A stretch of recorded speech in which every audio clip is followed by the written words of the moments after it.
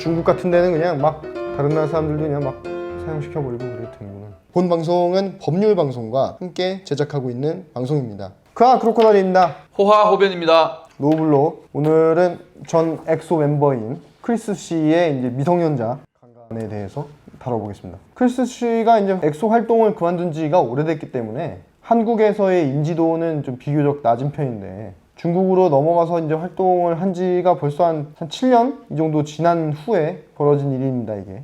크리스 씨를 이제 잘 모르시는 분들을 위해서 간략히 소개를 하자면은 현재 나이는 이제 31살이고요. 캐나다 국적의 중국인입니다. 2014년에 이제 엑소를 탈퇴한 다음에 이제 중화권에서 굉장히 활발한 활동을 했는데 샤오미나 뭐 루이비통 같은 유명 회사의 광고 모델로 활동을 하는 등 중국에서 연예 활동으로 굉장히 큰 성공을 거뒀는데요. 이런 크리스가 지난 7월 31일 강간죄로 중국 공안에 체포가 되었습니다. 일주일 전까지는 체포를 당한 상태가 아니었거든요. 아 그래요? 네, 체포가 돼가지고 7월 21일경에 이제 피해자 중에 한 명인 두메이주라는 여성에 의해서 폭로가 됐습니다. 두메이주의 나이는 18살인데요. 중국 현지 매체인 왕이 연예와 인터뷰를 통해서 크리스가 연예계 활동 지원에 대해서 약속을 하면서 성관계를 맺었다. 이렇게 폭로를 하면서 사건이 시작됐습니다. 그래서 이런 폭로 후에 이제 크리스는 이제 매체에다가 본인은 성폭행을 하지 않았다. 이렇게 허위사실 공개로 인한 명예훼손으로 법적 대응을 하겠다. 이런 식으로 발표를 했는데 결국 체포가 됐죠. 크리스가 이제 성폭행 대상을 이제 찾는 그런 방법도 굉장히 논란이 되고 있는데 각 지역에 이제 팬 관리자들이 있는데 얘네들을 통해 가지고 어떤 미모의 여성을 뽑았다고 합니다. 뽑은 다음에 늦은 밤에 이제 미니 팬미팅이라고 속여서 크리스가 혼자 머물고 있는 그 호텔에 데려갔다고 하는데요. 이런 과정에서 이제 크리스는 이제 피임을 제대로 하지도 않고 그 피해자들을 통해서 또 다른 여성들을 소개를 받고 그 대가로 명품 등을 지급해서 보상을 해줬다고 합니다. 근데 이런 과정 중에서 피해자 중에 미성년자도 있었던 거죠. 이제 수사를 진행 중인 베이징의 차오 양구 공안은 체포일 당일 밤에 웨이보에다가 공식 성명을 올렸는데요. 미성년자 성관계 의혹에 대해서 조사 중이다. 캐나다 국적인 그를 강간죄로 형사 구류하고 수사 진행 중이다. 이렇게 밝혔습니다. 다들 아시다시피 중국은 이런 성범죄, 강간죄 이런 거에 대해서 굉장히 엄격하게 다루고 있기 때문에 최대 사형까지 선고될 수 있다고 합니다. 근데 이제 궁금한 게 이 사람이 국적이 중국인이 아니에요. 캐나다 사람이죠? 네, 그 중국에서는 같은 죄가 미성년자 관련된 그런 어떤 성범죄 이런 것들이 막 최대 네. 사형까지 나오잖아요. 네네. 근데 이제 캐나다 같은 경우는 사형은 아닌 걸로 알고 있어요. 그러면 이런 사람 같은 경우에는 캐나다 사람인데 중국에서 그냥 막 사형해버려도 되냐 이거지. 되는 걸로 알고 있어요. 아 진짜요? 네네. 띠용. 중국 같은 데는 그냥 막 다른 나라 사람들도 그냥 막 사형시켜버리고 그래도 되는구나. 우리나라도 그래요. 똑같아요. 아 그래요? 우리나라 영토 내에서 네. 죄를 저지른 외국인을 처벌을 하고 있어요. 근데 중국도 중국 내에서 외국인이 어떤 죄를 저질렀다? 네. 그러면 처벌을 하고 있는 거예요. 일례로 중국은 이제 마약에 대해서 굉장히 엄하게 처벌하고 있잖아요. 사형까지 나오잖아요. 그쵸. 우리나라 마약사범들이 중국에서 네. 잡혀서 사형 당하고 뭐 평생 살고 뭐 그런 경우가 꽤나 뉴스에 많이 나오잖아요. 아 그래요? 그렇죠. 똑같이 반대로 뭐 네. 예를 들어서 오원춘 봐요. 네. 오원춘 중국 사람인데 중국 사람 맞겠죠? 아무튼 오원춘이 중국 사람이라고 칩시다. 근데 우리나라에서 살인죄를 저질렀잖아요. 네. 그러니까 우리나라 법정에서 이제 처벌을 받게 되죠.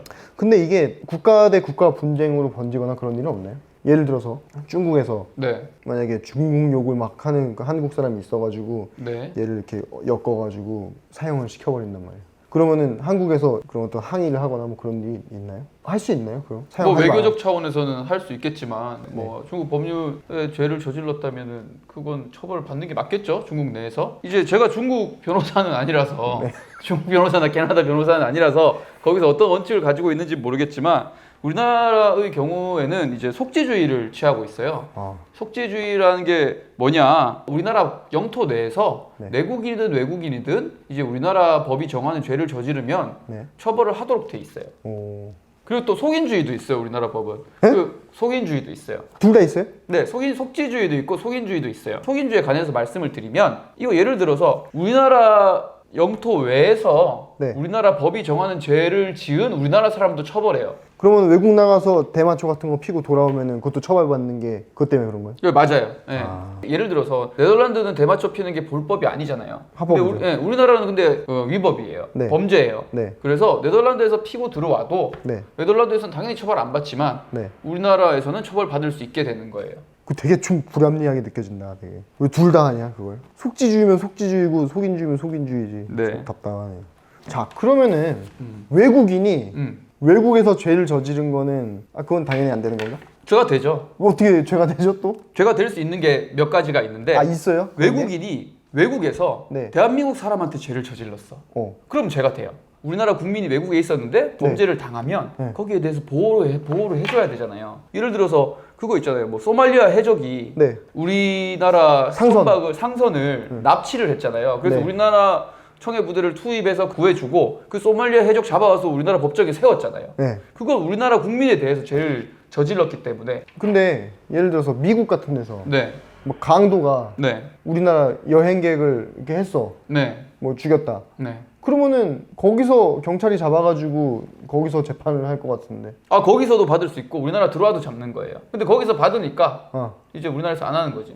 실질적으로 뭐 그걸 다 잡을 수는 없잖아요. 네. 그러니까 이제 형법에서 그렇게 정하긴 했는데 뭐 다 따라다니면서 막 범죄 당하는 걸 다 할 수는 없으니까. 네. 그리고 하나 더 있어요. 뭐? 내란죄, 외환의죄, 그리고 국기에 관한 죄. 국기? 우리나라 국기. 국기를 뭐 불태우고 막 이러면. 네네, 뭐 그런 거예요. 뭐 그게 뭔 죄야? 국기를 불태우는 건 죄죠. 그래요? 띠용. 네. 그리고 또 뭐 통화에 관한 죄. 위조 지폐를 만드는 거예요. 네. 외국에서. 예, 예. 근데 그런 것도 이제 우리나라 국익을 이제 침해하는 거니까 국가에 대한 범죄, 사회 시스템에 대한 범죄가 되잖아요. 그런 거는 이제 뭐 우리나라 국민이 피해자든 아니든 그죠? 피해자가 될 수 있는 거니까 네. 국가 또는 국민이 피해자가 될 수 있으니까 그런 것도 우리 형법으로 처벌할 수 있게 되고 그리고 이제 이론적으로는 우리 법정에 세울 수 있게 되는 겁니다. 진짜 신기하네. 아마 캐나다 법이나 중국 법도 네. 여기에 대해서 크게 다르게 정하고 있지는 않을 것 같아요. 그래서 크리스 우 씨가 중국인은 아니더라도 중국인을 대상으로 한 네. 중국 내에서 범죄이기 때문에 네. 얼마든지 중국 법정에서 이를 처벌할 수 있고 그리고 또 뭐 캐나다인이니까 네. 뭐 캐나다인이 중국에서 범죄를 저질렀다고 하더라도 아마 캐나다 법도 국외에서 범죄를 저지른 자국민을 처벌할 수 있는 어떤 근거 규정이 있지 않을까 저는 생각은 하고 있습니다. 그래서 이게 크리스가 살려면은 뭐 사실은 캐나다로 도망을 쳤어야 되네. 캐나다가 제 생각에는 그래도 중국보다는 캐나다에서 이제 그 화학적 거세를 하잖아요. 네네. 그 성범죄자들한테. 네.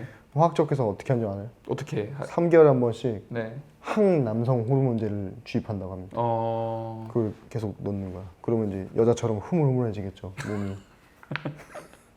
그거보다 그래도 인체 신비전에 출연하는 것보단 낫죠. 중국에 어이구, 그러니까 왜 그랬어? 어이구. 근데 뭐 실제로 이런 일이 있었는지는 확인된 건 아니고 그냥 일단 그쵸. 예. 뭐 아직까지는 뭐 의혹이니까. 몇 개 요약하면 외국에서 대마초 피면 우리나라 법정에서 처벌받는다. 네. 그리고 중국에서 대마초 걸리면 중국 법정에서도 처벌받을 수 있다. 그리고 외국에서 외국인한테 어떤 해코지를 당하면 네. 원칙적으로는 우리나라 법원에서 그 외국인을 법정에 세울 수 있다. 오. 요 정도? 근데 이제 우리나라에서 만약에 이 크리스가 이런 죄를 저지르면은 형량이 어느 정도 나올까요? 이제 우리나라는 관련해서 강간죄를 규정하고 있는데 네. 강간은 네. 이제 3년 이상의 유기징역을 정하고 있는데요. 근데 그거보다 이제 미성년자에 대한 강간은 네. 이제 13세 이상 18세 미만의 경우에 네. 이제 아청법이 적용이 됩니다. 아청법 같은 경우는 무기징역 또는 5년 이상의 유기징역을 정하고 있어요. 그러니까 강간죄보다 네. 일반 강간죄보다 이제 미성년자에 대한 강간을 훨씬 더 엄하게 처벌을 하고 있죠. 근데 이 사건 같은 경우에서는 미성년자가 대상이고 네. 그리고 그 횟수도 많아서 뭐 우리나라 같은 경우에는 당연히 아청법이 적용이 될 것이고 상당한 법정이 구형이 될 수 있지 않을까 생각이 됩니다. 생각보다 되게 또 공부를 많이 했네. 그러니까, 이 주제를 가지고 공부를 하게 될 줄은 또 몰랐습니다. 이거 교육방송이니까 여기가. 이게 주제만 쓰레기지 실질적으로 내용은 교육방송입니다. 여러분들께서 구독과 좋아요, 알림 설정을 많이 해주셔야 됩니다. 그리고 오늘 여기까지 하고 다음 시간에 더 재밌는 주제로 찾아오겠습니다. 그만! 호박!